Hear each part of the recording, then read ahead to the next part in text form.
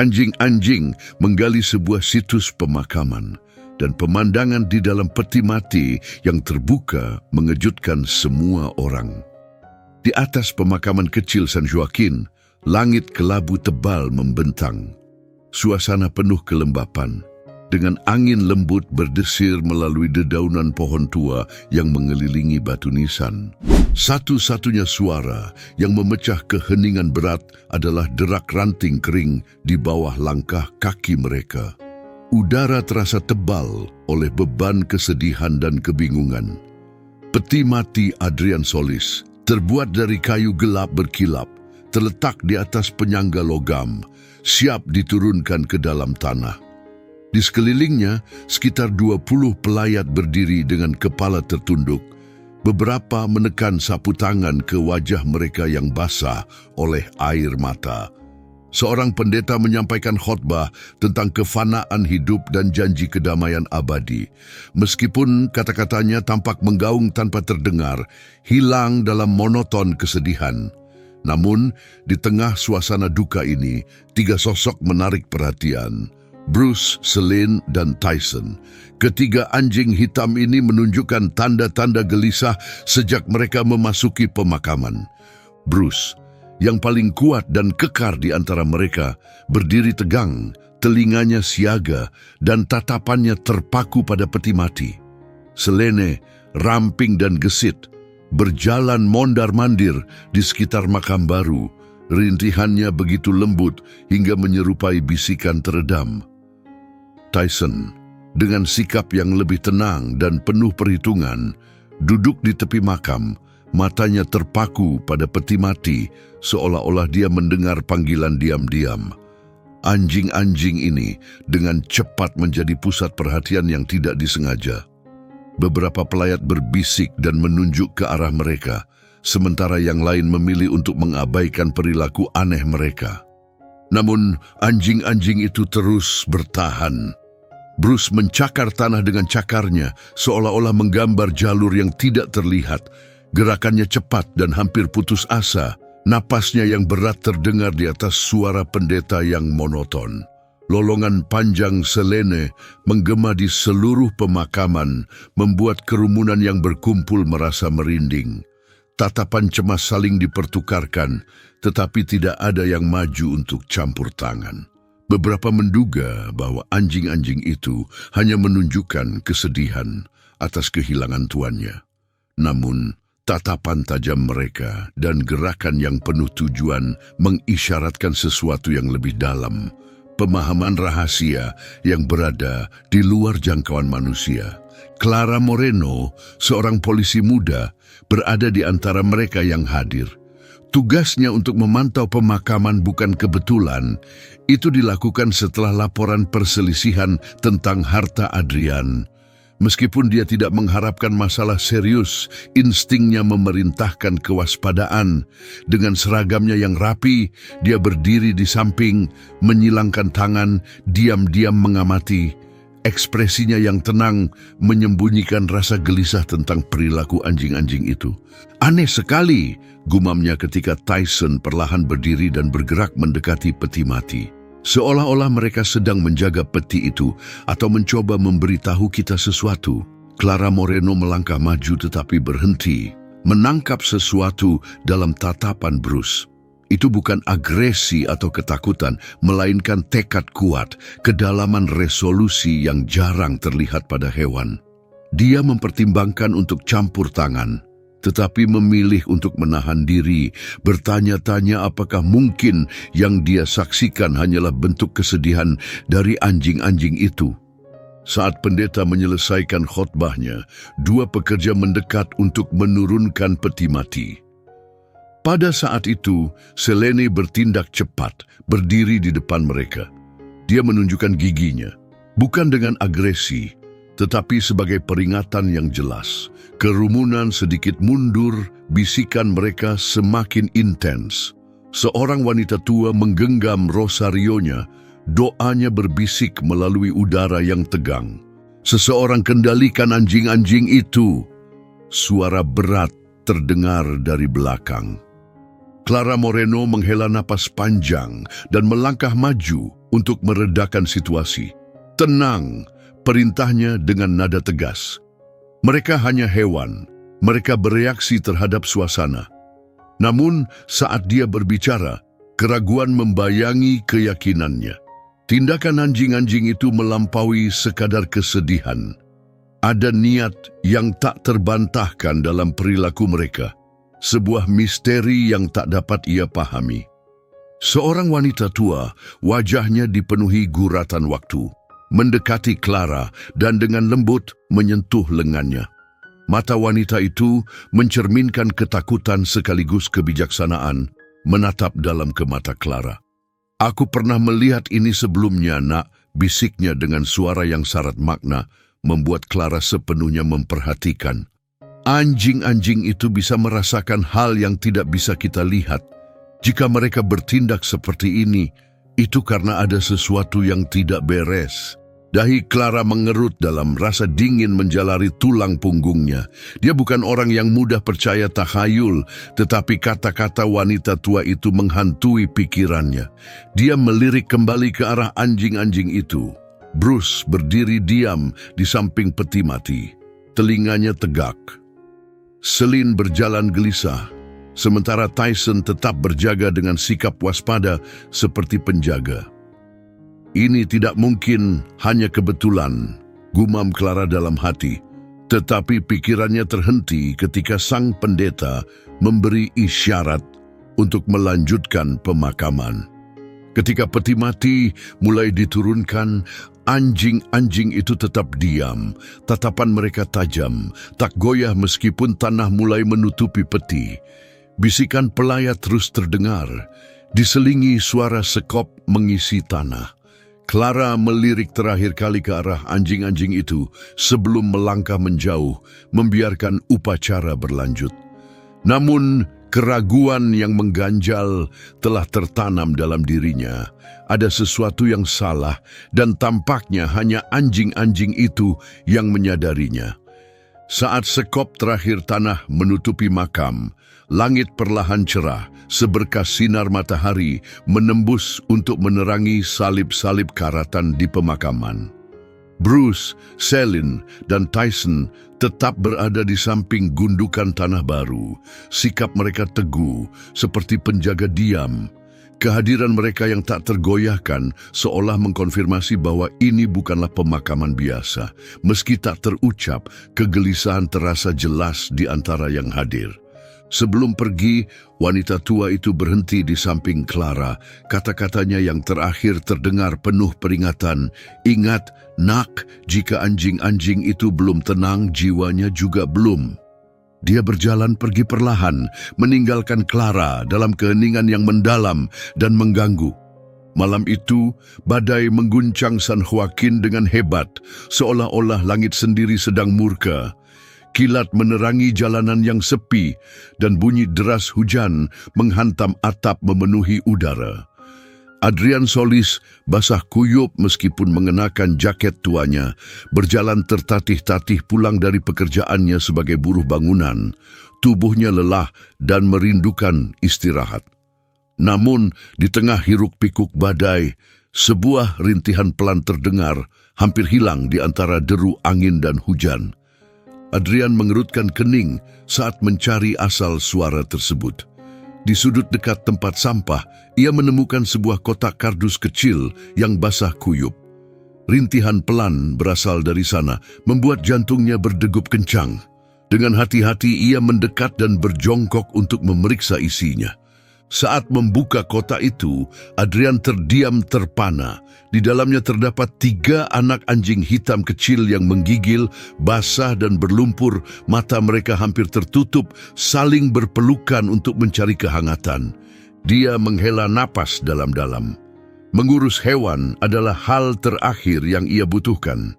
Dia sendiri sudah kesulitan memenuhi kebutuhan hidup. Namun, meninggalkan mereka di sana bukanlah pilihan. Mereka tidak akan bertahan semalaman dalam kondisi seperti itu. "Baiklah, kalian kecil," bisiknya sambil membungkus mereka dengan jaketnya. "Ayo, aku bawa kalian pulang." Perjalanan pulang tidak mudah. Adrian membawa anak-anak anjing itu menghindari genangan air dan melawan dinginnya malam. Sesampainya di rumah, ia meletakkan mereka di dalam kotak yang bersih dan memberi mereka susu encer dari dapur. Meskipun lemah, anak-anak anjing itu mulai minum dan melihat mereka, Adrian merasakan kelegaan yang tak terduga.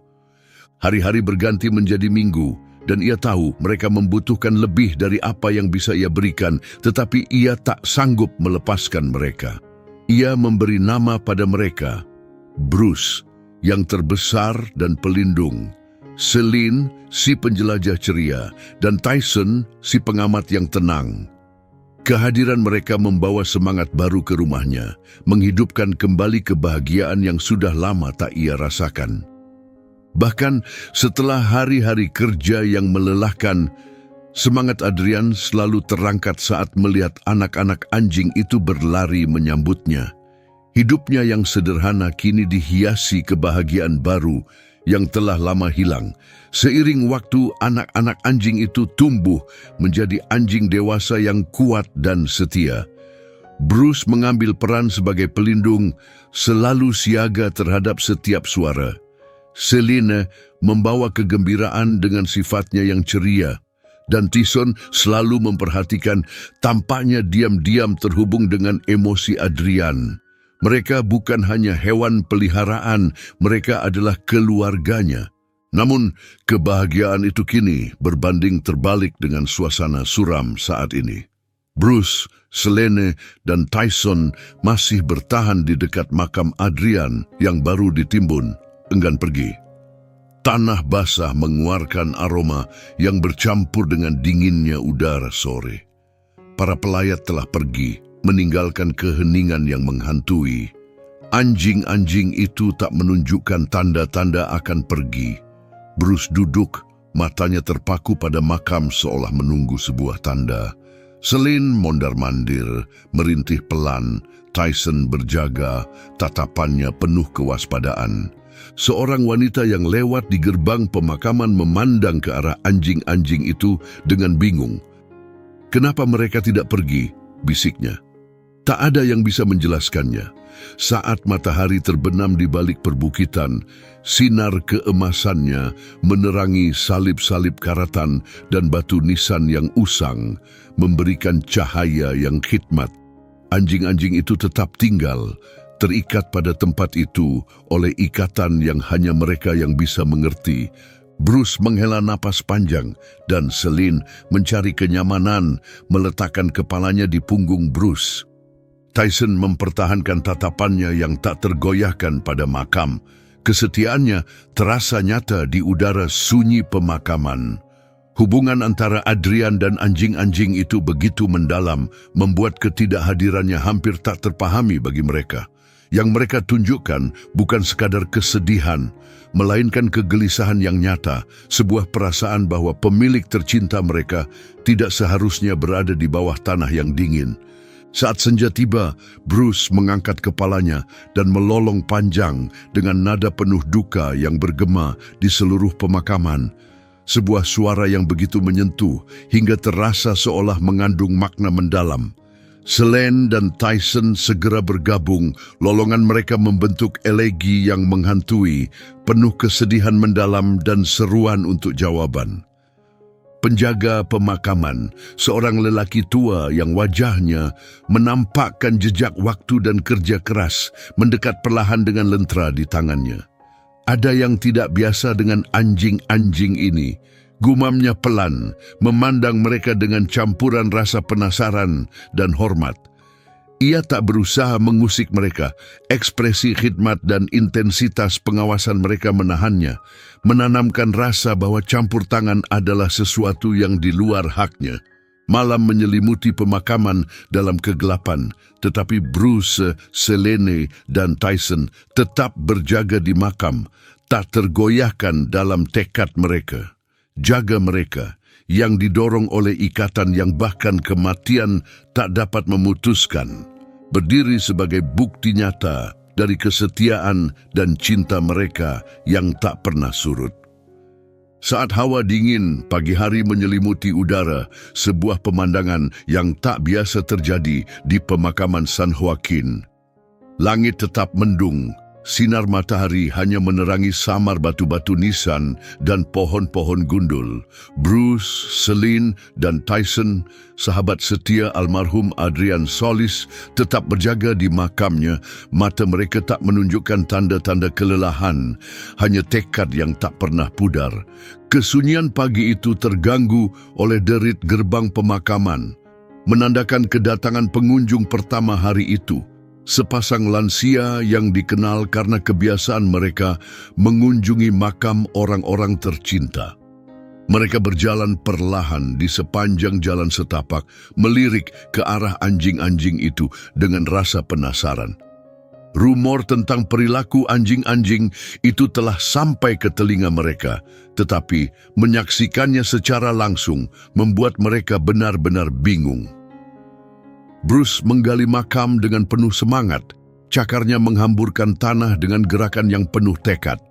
Celine dan Tyson ikut bergabung. Tindakan mereka berupa campuran menggali dan mengendus dengan intensitas. Setiap gerakan mereka penuh urgensi, seolah-olah waktu tengah berlari. Apa yang mereka cari? Bisik wanita lansia itu sambil menarik selendangnya lebih erat di bahunya. Pasangannya hanya mengangguk, ekspresinya serius. Pasti ada yang tidak beres dengan anjing-anjing itu. Penggalian mereka segera menarik perhatian pengunjung lain di pemakaman. Sekelompok kecil orang, termasuk 3 orang yang sedang mengunjungi makam di dekatnya, berkumpul menyaksikan kejadian tersebut. Di antara mereka, seorang pria bertubuh kekar dengan suara lantang, mencoba mengusir anjing-anjing itu dengan menjentikkan lidahnya dengan keras, berharap menghentikan penggalian mereka yang penuh kegilaan. "Pergi dari sini, makhluk liar, kalian tidak pantas berada di sini," teriak pria kekar itu. Bruce terhenti sejenak, lalu mengangkat kepalanya, menatap pria itu dengan intensitas yang membuatnya mundur. Celine menggonggong tajam sebagai tanggapan, sementara Tyson terus menggali, tidak memedulikan keributan di sekitarnya. Semakin banyak orang berkumpul, penasaran dengan kejadian tersebut, membentuk kerumunan di sekitar makam. Udara dipenuhi ketegangan, bisikan-bisikan beredar, berspekulasi tentang perilaku aneh anjing-anjing itu, sementara beberapa mencoba mengusir mereka. Namun anjing-anjing itu tetap bertahan di tempatnya. Bruce berdiri di depan gundukan tanah dengan sikap protektif, seolah-olah hidupnya bergantung padanya. Celine dan Tyson berdiri di sisinya, gigi mereka sedikit terlihat, bukan sebagai tanda agresi, tetapi sebagai sinyal jelas bahwa tidak seorang pun boleh mengganggu. "Anjing-anjing itu berperilaku aneh," seorang wanita dalam kerumunan berkomentar. "Apa yang mereka cari?" Penjaga pemakaman, tertarik oleh keributan, mendekat dengan langkah hati-hati. Setelah mencapai tempat kejadian, dia mengamati dengan seksama dan menggelengkan kepala. "Ini benar-benar aneh," katanya, menarik perhatian kerumunan. "Aku sudah bertahun-tahun di sini dan belum pernah melihat hal seperti ini." Saat itu Clara Moreno tiba mengenakan seragam polisinya, rambutnya diikat rapi ke belakang dan wajahnya menunjukkan tekad. Dia telah mendengar rumor tentang anjing-anjing itu sebelumnya dan datang untuk melihat langsung. Melihat anjing-anjing itu menggali, dahinya berkerut. "Apa yang terjadi di sini?" tanyanya tajam. "Petugas," penjaga pemakaman memulai. "Anjing-anjing ini terus menggali di makam pemilik mereka. Kami sudah mencoba menghentikan mereka, tapi mereka tak tergoyahkan." Clara mengamati Bruce, Celine, dan Tyson dengan saksama. Tatapan mereka mencerminkan intensitas dan keputusasaan yang ia ingat dari hari pemakaman. Meskipun ia enggan terlalu menafsirkan tindakan mereka, Clara tak bisa mengabaikan tujuan yang jelas di balik perilaku mereka. Apa jadinya jika Seorang wanita di tengah kerumunan mulai berbicara dengan ragu-ragu, lalu berhenti, tampak tidak yakin. "Apa yang ingin kamu katakan?" tanya Clara, menoleh padanya. "Apa jadinya jika tubuh itu sebenarnya tidak ada di sana?" Wanita itu mencoba menjelaskan, anjing-anjing itu sepertinya mencari sesuatu atau mungkin mencoba memberitahu kita sesuatu. Keheningan yang tegang dan tidak nyaman menyusul ucapannya. Clara menarik napas dalam-dalam, merasakan beratnya situasi yang menekan. Dia berbalik ke penjaga makam. "Kita harus membuka makam itu," katanya dengan tegas. Alis penjaga makam terangkat terkejut. "Kamu yakin?" tanyanya. "Ini bukan hal yang bisa dianggap remeh." "Aku mengerti, tetapi jelas ada sesuatu yang tidak beres di sini dan kita tidak bisa mengabaikannya," jawab Clara. Dengan alat-alat dari pemakaman, mereka mulai menggali tanah di atas peti mati. Bruce, Celine, dan Tyson diam memperhatikan, seolah menyadari peran mereka sementara ini terhenti. Kerumunan mengelilingi makam dengan tegang, menunggu dengan cemas. Saat peti mati itu muncul, Clara Moreno mendekat. Dengan tangan gemetar, penjaga makam membuka segel dan mengangkat tutupnya. Tarikan napas terkejut terdengar serempak dari para pengamat ketika mereka melihat isinya. Peti mati itu kosong kecuali sebuah bantal dan selimut yang terlipat, tanpa jejak jasad Adrian Solis. Udara terasa berat dengan ketidakpercayaan. Beberapa orang mundur sambil bergumam doa, sementara yang lain saling bertukar pandang dengan ketakutan dan kebingungan. "Ini tidak masuk akal," bisik Clara Moreno, matanya terpaku pada peti mati kosong itu. Bruce menggonggong tajam, seolah menguatkan pikirannya. Celine dengan hati-hati mengendus-endus di sekitar peti, sementara Tyson berdiri di samping Clara. Sikapnya penuh harap. Clara menatap kerumunan yang mengelilinginya. "Tolong semuanya tetap tenang," pintanya. Suaranya tenang tetapi tegas. "Apa yang kita hadapi di sini bukan lagi sekadar makam, tetapi sebuah kasus yang sedang diselidiki." Bisik-bisik memenuhi udara dan Clara mengarahkan penjaga makam untuk mengamankan area tersebut. Dia merasakan ada misteri yang lebih besar mulai terbentuk di pikirannya, meskipun masih banyak yang belum terjelaskan. Bruce, Celine, dan Tyson tetap berada di sisinya, seolah menyadari bahwa ini baru awal dari sebuah masalah yang lebih besar. Matahari berada tepat di atas kepala ketika Clara Moreno bersama Bruce, Celine, dan Tyson meninggalkan pemakaman. Bisikan dari kerumunan masih terngiang di telinganya, bercampur dengan gambaran mencolok dari peti mati yang kosong. Seluruh situasi ini sulit dijelaskan, dan meskipun atasannya menganggap ini sebagai kemungkinan pencurian makam, pikiran Clara terus kembali ke anjing-anjing itu. Tindakan mereka menyiratkan sesuatu yang lebih penting sedang terjadi. Bruce berjalan di depan dengan tujuan jelas, diikuti Celine dan Tyson. Clara menggenggam buku catatannya yang penuh dengan pengamatan, mencoba merangkai fakta-fakta yang ada. Dia telah meminta sertifikat kematian Adrian Solis, tetapi persetujuannya memakan waktu yang tidak biasa. Hal ini mungkin tampak sepele, tetapi instingnya mengatakan bahwa ini adalah petunjuk penting. Anjing-anjing itu mengarah ke pinggiran pemakaman, sebuah area yang jarang dikunjungi, penuh dengan ilalang dan bebatuan. Tiba-tiba, Bruce berhenti dan mulai menggali di suatu tempat. Celine bergabung dengannya, sementara Tyson menoleh ke arah Clara, tatapannya seolah memanggilnya untuk mendekat. "Apa yang kalian temukan sekarang?" bisik Clara pada dirinya sendiri saat dia berlutut di dekat mereka. Anjing-anjing itu telah menemukan sesuatu yang kecil, terbungkus tanah basah. Dengan hati-hati, Clara menghapus tanahnya, memperlihatkan sebuah kunci tua dengan tepi yang sudah berkarat. Sebuah getaran menjalari tubuhnya saat dia menggenggam kunci itu.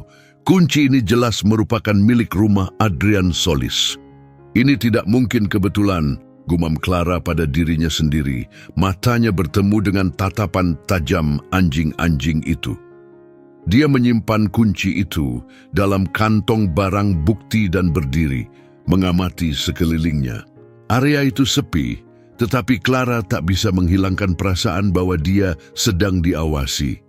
Dia menoleh ke belakang, setengah berharap melihat seseorang, tetapi hanya deretan pohon yang bergoyang ditiup angin dan suara daun yang berderak di bawah sepatu botnya yang mengisi keheningan. Setibanya di kantor polisi, Clara mulai mencoba memahami temuannya. Dia menyaring dokumen yang ada, dan setelah berjam-jam bekerja, akhirnya dia berhasil mengakses salinan digital sertifikat kematian Adrian.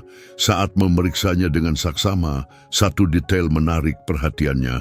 Dokter yang menandatangani sertifikat itu sebelumnya terlibat dalam kasus-kasus yang meragukan. Selain itu, pencarian cepat mengungkap bahwa pembayaran untuk sertifikat tersebut dilakukan oleh sebuah perusahaan yang terkait dengan Roberto Alencar. Clara menggertakkan giginya, merasa frustrasi. Dia tahu betul pengaruh Roberto di kota ini, tetapi keterkaitan langsung ini sangat mencolok. Jika Roberto memang terlibat dalam hilangnya Adrian secara misterius, Clara membutuhkan bukti yang tak terbantahkan untuk melawannya. Sore itu, telepon Clara berdering. Panggilan dari atasannya. "Moreno, kami menerima keluhan tentang caramu menangani kasus ini. Ada tuduhan bahwa kamu tidak profesional karena terlalu mengandalkan anjing-anjing untuk mencari petunjuk." Clara mendekatkan telepon ke telinganya. Rasa frustrasinya semakin memuncak. "Pak, perilaku anjing-anjing ini membawa kami langsung pada bukti yang signifikan. Saya yakin kami sedang mengungkap sesuatu yang besar."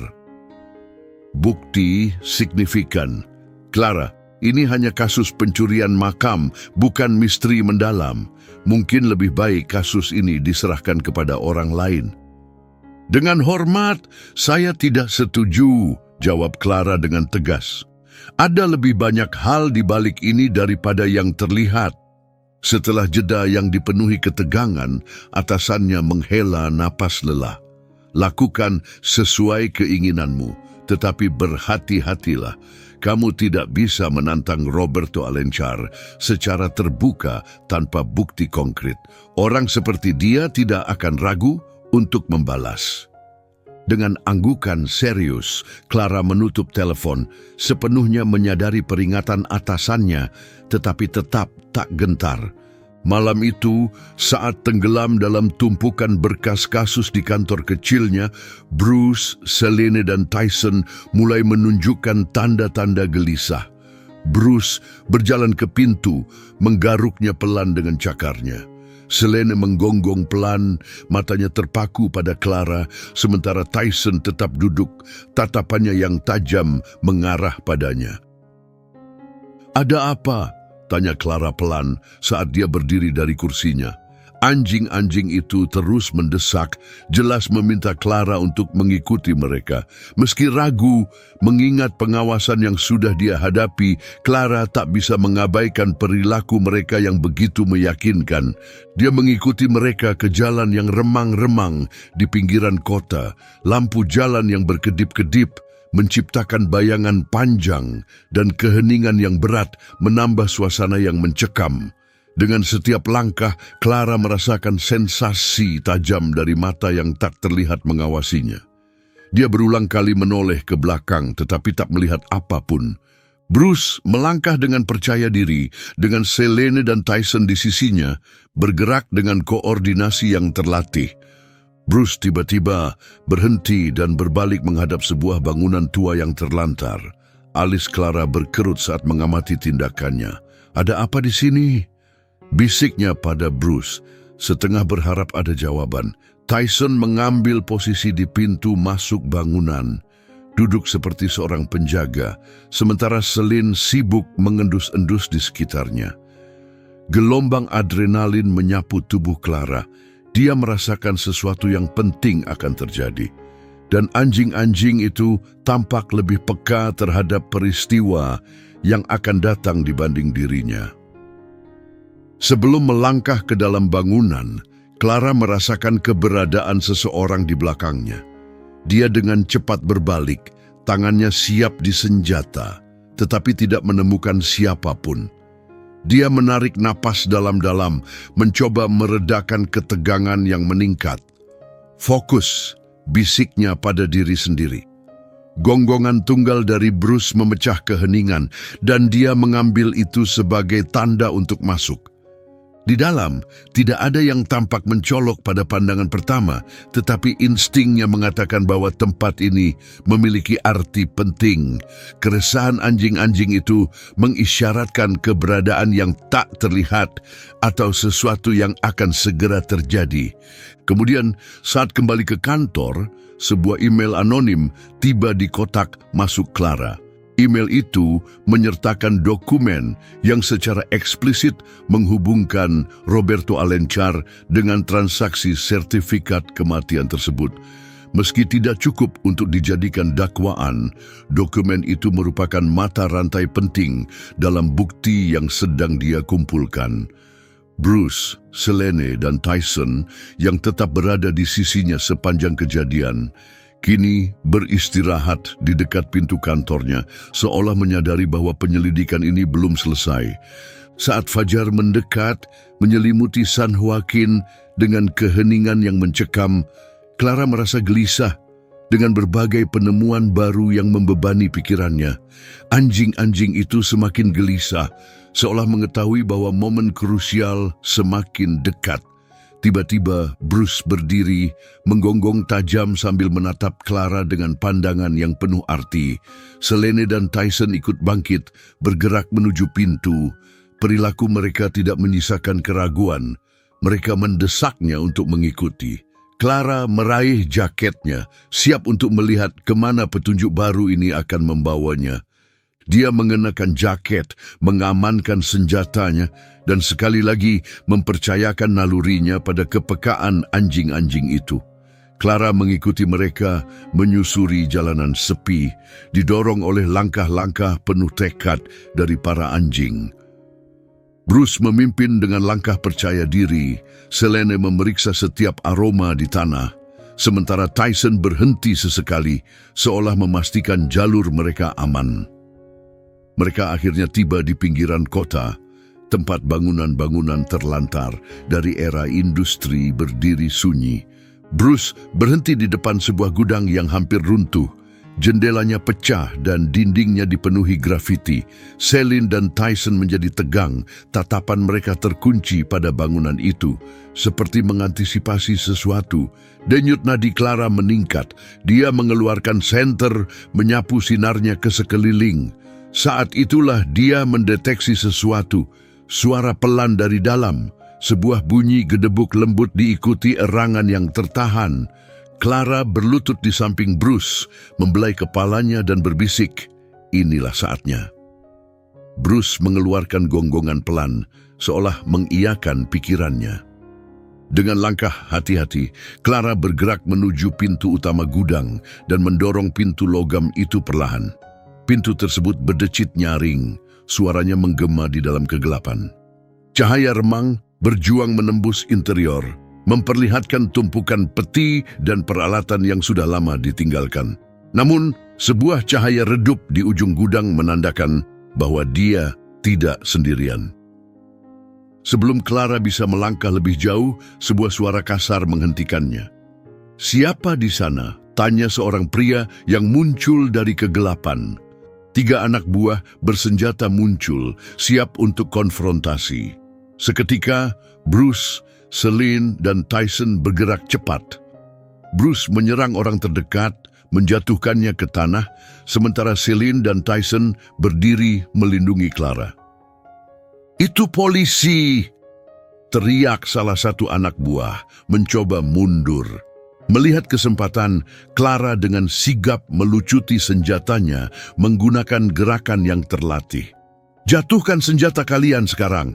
perintahnya sambil mengarahkan pistol ke dua orang yang tersisa. Salah satu dari mereka mencoba melarikan diri, tetapi Tyson memotong jalannya, menggeram dengan ganas hingga pria itu membeku di tempat. Saat situasi mulai terkendali dan anak buah tersebut berhasil diamankan, perhatian Clara beralih pada cahaya di ujung gudang. Didorong oleh insting yang kuat, dia melangkah menuju sumber cahaya itu. Di sana, dalam bayangan, dia menemukan Adrian Solis. Terikat pada pipa tua, Adrian terlihat lusuh dengan janggut lebat dan pakaian compang-camping, tetapi matanya masih memancarkan sisa-sisa semangat. Saat melihat Clara, wajah Adrian berubah, dipenuhi ketidakpercayaan dan harapan. "Adrian," panggil Clara, bergegas mendekatinya. "Aku di sini," jawabnya lirih, suaranya lemah. "Aku pikir aku sudah dilupakan." Pada saat itu, Bruce, Selene, dan Tyson melompat mendekat, menggonggong dengan penuh kegembiraan. Bruce melompat, menjilati Adrian tanpa henti. Sementara Selene dan Tyson bersandar padanya, ekor mereka bergoyang penuh semangat. Adrian menarik napas panjang, memeluk anjing-anjing setianya dengan erat. "Aku tahu kalian tidak akan meninggalkanku," bisiknya, air mata mengalir di pipinya. "Aku yakin kalian akan menemukanku." Clara menyaksikan pertemuan yang mengharukan itu, tenggorokannya tercekat oleh emosi. Sepanjang karirnya, dia telah menyaksikan banyak momen mendalam, tetapi hubungan mendalam antara anjing-anjing ini dan pemiliknya sangat menggugah. Sebuah bukti cinta murni dan tanpa syarat. Dengan Adrian yang kini aman, Clara menyisir gudang dan menemukan dokumen serta bukti yang secara langsung mengaitkan Roberto Alencar dengan penculikan tersebut. Dokumen-dokumen itu mengungkap bahwa pengusaha tersebut adalah dalang di balik skema untuk mengambil alih properti Adrian, menggunakan sumber daya dan pengaruhnya untuk menyembunyikan kejahatannya. Roberto ditangkap pada malam yang sama. Clara menghadapinya di kantor polisi dengan dokumen di tangan. "Uangmu tidak akan melindungimu sekarang," katanya tegas. Roberto berusaha tetap tenang, tetapi ekspresi kekalahan tak bisa disembunyikan. Kekaisarannya yang dibangun di atas kebohongan dan kesombongan runtuh secepat saat ia berdiri. Beberapa hari setelah diselamatkan, Adrian kembali ke rumahnya, ditemani oleh Clara dan anjing-anjing setianya, Bruce, Selene, dan Tyson. Properti itu telah lama terbengkalai, tetapi tetap menjadi tempat perlindungannya. Dia mengungkapkan rasa terima kasihnya kepada Clara atas perjuangannya yang tak kenal lelah untuk menegakkan keadilan. Tetapi ucapan terima kasih terdalam ditujukan kepada anjing-anjingnya yang keberaniannya telah menyelamatkan nyawanya. Rumah sederhana itu perlahan kembali hidup saat Adrian mulai memulihkannya. Setiap bata yang ditempatkan menjadi simbol harapan barunya untuk masa depan. Anjing-anjing itu berkeliaran bebas. Gonggongan ceria mereka menggema, merayakan rumah yang telah kembali menjadi milik mereka. Senja kesetiaan.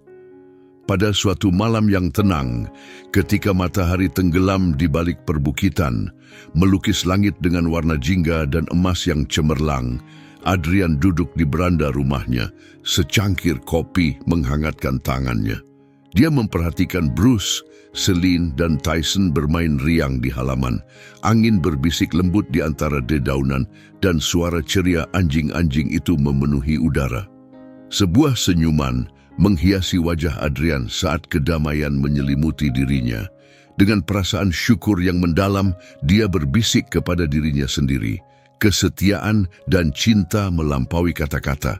Mereka adalah cahaya yang menuntun kita menuju kebenaran.